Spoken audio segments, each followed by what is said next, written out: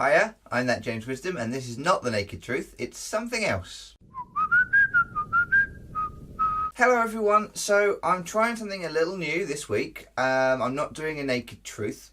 Naked truth has gone to every other week, so once every 2 weeks. And in the interim, in the weeks between those naked truths, I wanted to try something a little new. So this is going to change probably a little bit in format week to week, just until I've settled on something that works.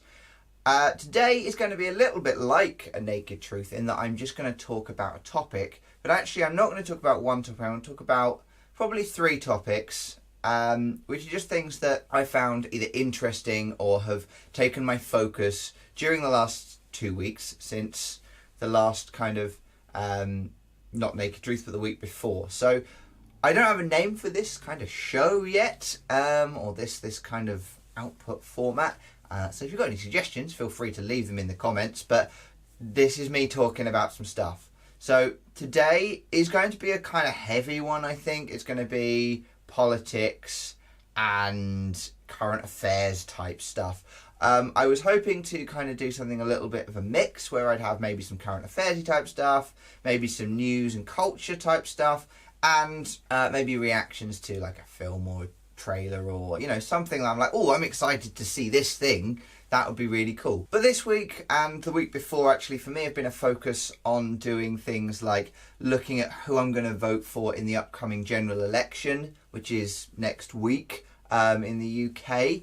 I've also been kind of looking at, I want to respond to things like Trump deciding to kind of leave the Paris Agreement. And I also wanted to talk a little bit about what happened yesterday, which is Saturday night in London, because we've had a few different terror attacks in very, very recent history in the UK now. It was about 2 weeks ago we had Manchester, and it wasn't that long before that we had another attack in London as well. So really this is going to become some fairly heavy stuff, I think, this week. But it's just something I wanted to talk about and just kind of give my opinions on, as well as a little bit of factual information. So for me, this is about putting forward some facts and then my responses to those facts. These things have happened and this is how I feel about them, or these are the things I've been thinking about in relation to this particular topic.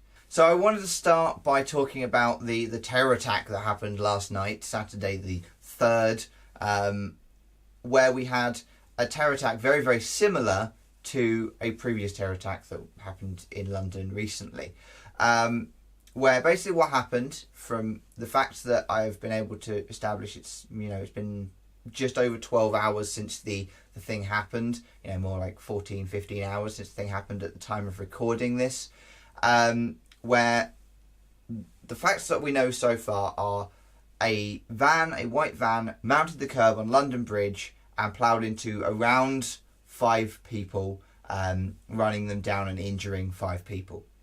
3 men then got out of that van and then went to Borough Market, which is just around the corner from London Bridge, and began attacking people in pubs and just enjoying like a Saturday night out. It was just after 10 o'clock, so people coming out of pubs, and that late night, Saturday night pub thing was going on, and they went round attacking and stabbing. There were 3 men who eventually were all shot dead, and there's no formal, at the moment, claim as to who this organisation was or who it was that was perpetrating this attack. So we don't know who did it or what their reasons were, but it was definitely a terror attack of some description, and people have been reported as having said this is for Allah before stabbing people and that kind of thing.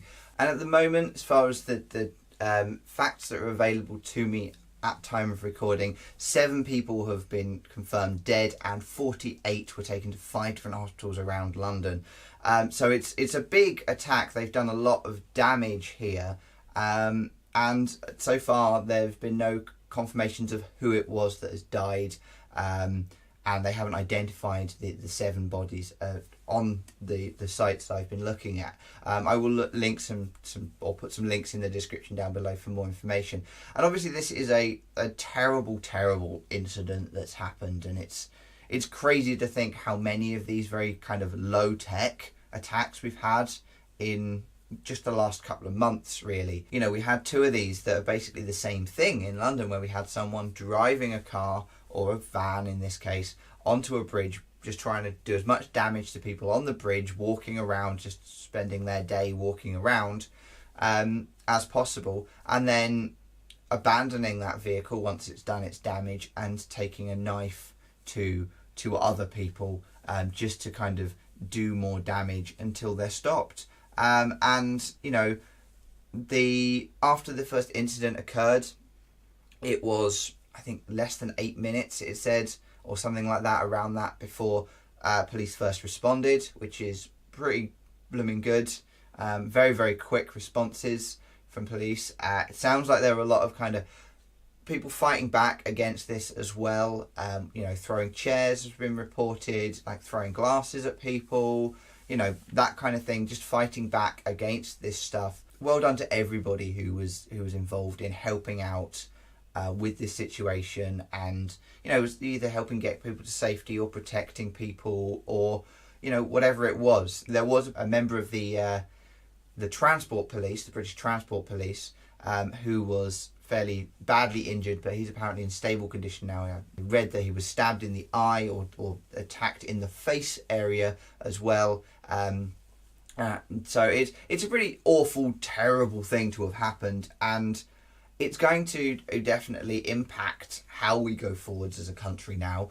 And it's crazy. Like, it's absolutely crazy. This is 4 or 5 days before our next general election thing here, and it's going to have a big impact on that, you know, the results of that. I imagine, you know, that there are going to be parties that are going to do much better than they would otherwise, because of this anger that now everybody has towards whatever, you know, towards terrorism in general. It's like this very recent raw memory of anger and sadness and all of that, and people are going to start voting based on that, and that could be damaging to country. And it's I imagine what these organisations want. They want us to constantly be attacking them or their home areas, where you know, they aren't in charge necessarily. So us attacking them disrupts what's already going on there. It gives them more publicity and more press. More people are likely to join them. So it could be very damaging. I mean, that it could do good. I mean, there's nothing to say that like a stronger stance on terrorism and immigration and all that stuff won't do some good, but we've got to think about, you know, who's benefiting the most from this kind of stuff. So really, I mean, obviously it's terrible, and I feel very, very sad for anybody who is out there, or anyone who's missing someone. I think that's the big thing at the moment. If you're missing someone and you don't know, that's got to be awful for you. So I feel very, very sorry for you, for people that were there, people that were involved, and people that don't know where their loved ones are. So hopefully, fingers crossed, there will be no more fatalities, and everybody who's been taken to hospital will be treated and be okay. You know, they're not going to be fine necessarily, but you know, they will be okay. They will survive, and they will carry on and go forwards. So yeah, that's all I really have to say about that. It's terrible. There's not enough information to really, you know, have formed a very, very strong opinion on it, other than, oh my God, this has happened again. So the next thing I want to talk about is much less kind of about a particular event, and more about just politics in general. So it is our general election, as I've already said, on, I believe it's Thursday. Hopefully I know the date. On Thursday, and I am going to go and vote. And this will be the first time I voted in a general election. I voted on things like Brexit, but I've never actually voted in a general election for a number of different reasons. And the main reason I've never really voted is because I never agree 100% with any of the parties. And it bothers me that I'm picking a party and I'm voting for a party that I don't agree with 100%. But I think in the current political climate, it's very, very important to vote. And things like Brexit, and things like, you know, the presidency in the US having been such surprising events to a lot of people, particularly from certain perspectives. I think it's going to have galvanised people to go out and vote more, and I think we're going to have a very large turnout for voting. And I think it's important to actually have your say. I think personally that I have just not been able to do this in the past because I've not been mature enough as a person myself to really understand the impact that this has on society and the culture of the country, and to genuinely be able to make decisions related to all of the different topics that these political parties stand on. So my big issue I've been having recently with this in the last 2 weeks is I've been looking into, well, who should I vote for? Who do I agree with the most out of all of the parties available? And it's been bothering me that there appears to be, people say, well, you either vote for the Conservatives or you vote for Labour. But of course, these are not the only two parties that you can vote for. There are 7 in total. And for me, I've been finding that there's been a bit of an us versus them mentality going on again. And it's something that I think is very damaging to society, to have that us versus them mentality. So it's Conservatives versus Labour. It's not Conservatives versus Labour versus the Lib Dems versus Green versus UKIP versus, whoever. It's Conservatives or Labour. You're voting for one or the other. And I am absolutely leaning towards voting for Labour or Lib Dems or Green. I'm absolutely leaning that direction with similar policies on the issues that I think are important. But, it's not you have to vote for Corbyn or you have to vote for May, because those are not the parties. Those are the MPs, the PMs, the MPs that will become PM or will continue to be PM. But they're not the party. The party is what you're voting for, not the individual. That's how it works in this country. Remember that when you're voting, going out and voting. And for me, I've decided to take this down a particular route in making my decision, in that I'm going to look at the important things to me. So the standing points from their manifestos, to me, they're important. So as far as I'm concerned, important elements or important areas are healthcare, what's going to happen with the NHS, because I think that is so crucial to the UK. Just in general, it's one of those things that we have an amazing healthcare system for what it is. And people complain about it a lot in this country because they're underfunded, they're understaffed, there's long waiting lists and all that. But it's free to an extent. Obviously, we pay taxes for it. But, you are not going to be constantly worried that if you become ill, you're going to be in debt for the rest of your life. Because that's how some countries have it. And that's terrible. That's terrifying to me. So the NHS and looking after the NHS is very important to me personally. The NHS did my lump that I had here. For those of you who've been watching my videos for a while, I had the lump removed. And it was a painless experience in terms of the experience of going through the NHS and that. There was a waiting period, yes. But I had the operation. Everybody was very good. Everybody was very nice. They got me in and out nice and easily, gave me advice. And I was absolutely fine, and it hasn't cost me a penny to do that. I missed some time off work, but I got that back from just sick pay, which is nice for me. But that's it. So the NHS is very important. So I was looking at what parties are supporting the NHS and how they're supporting the NHS.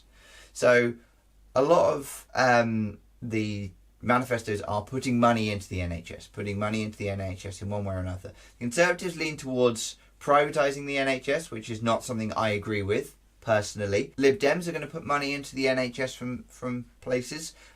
Green are planning on putting money into the NHS and things like that as well. And Labour have pledged to put a huge amount of money in, way more than anybody else, which is a very, very large sum. So that's a very good thing. Whether or not they can achieve that, who knows? But it does show a sign of them wanting that to stay public and for everybody to be able to access that for free, and for the people to work there to get paid a decent amount, and for the waiting lists to be shorter and all of that kind of stuff. So they've pledged some very, very high goals for that, which is good. And the NHS is one thing that I'm leaning towards, that side of the spectrum. The other things for me that are important are education. Obviously, as someone who is a lecturer at a university, education is a very important part of my life. It has been for a long time. I'm doing my PhD, as you probably all know at this point, and education, therefore, is a huge, important part of my life. And things like how our education system is running is very, very important to me. And not just higher education, but the school system. And I think there's definitely a need for us to really, really look at our schooling system and work out how to make it better. So there are a number of parties that are talking about completely abolishing university tuition fees and things like that. The other big thing that people have been talking about is the lunches, the free lunches and those kind of things that school children get in primary school, and either replacing that with breakfast or just not having it at all and all of that kind of stuff. Now, personally, I don't see the lunches issue as being a massive, massive issue. Yes, we need to have our children having a well-sustained day, giving them decent meals and so on and so forth.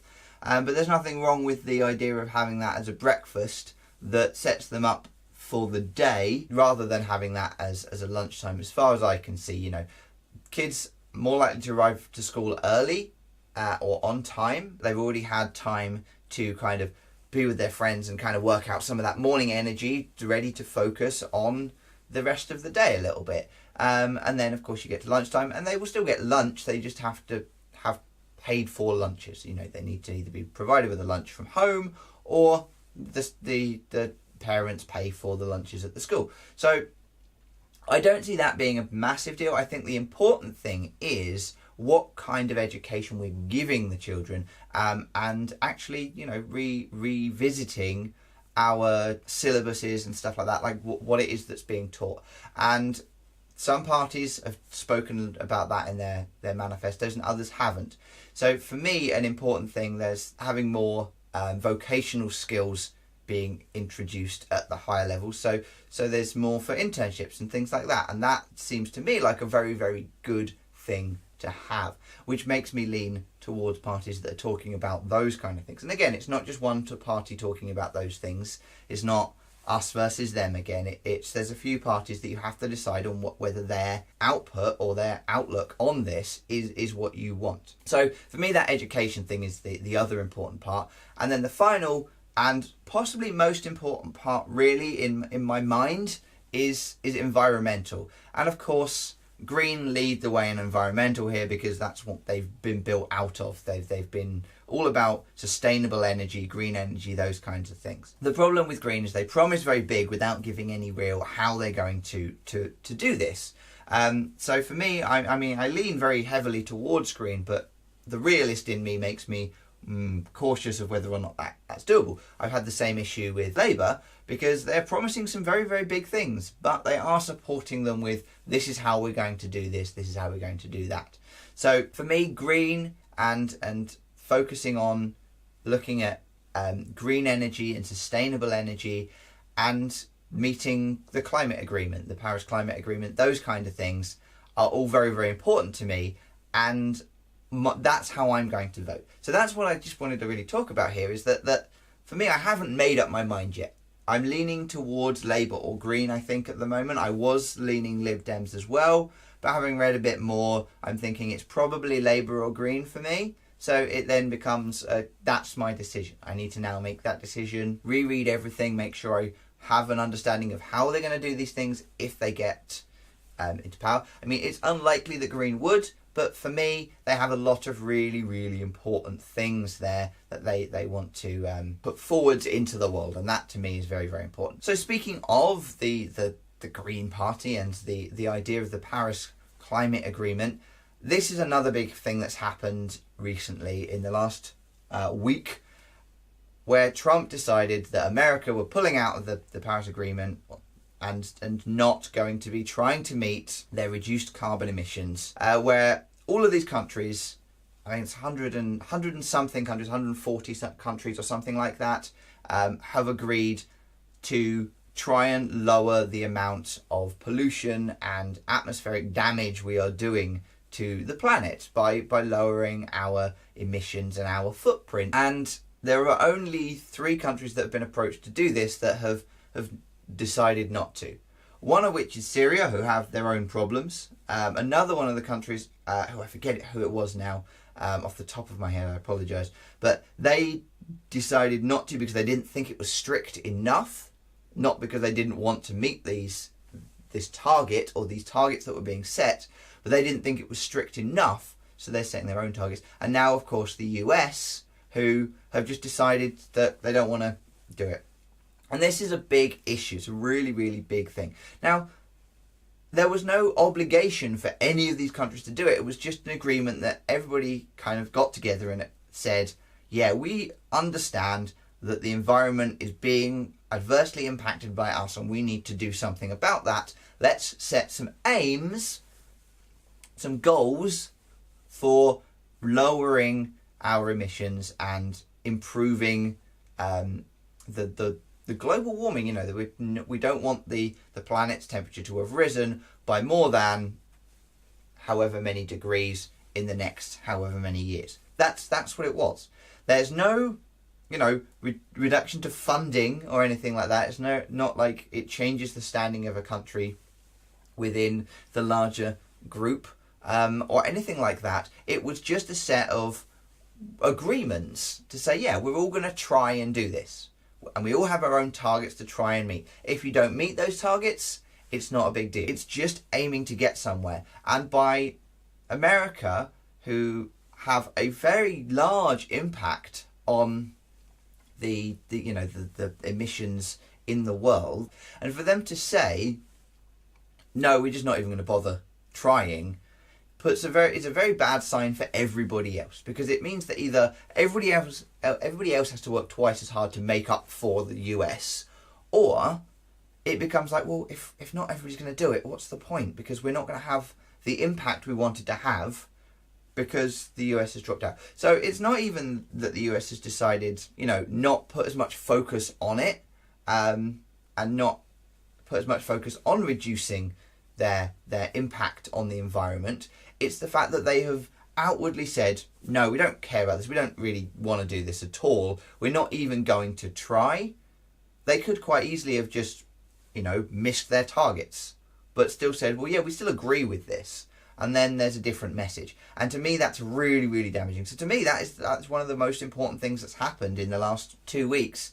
And it was talked about a bit for a couple of days, but then, of course, all of this other stuff has happened.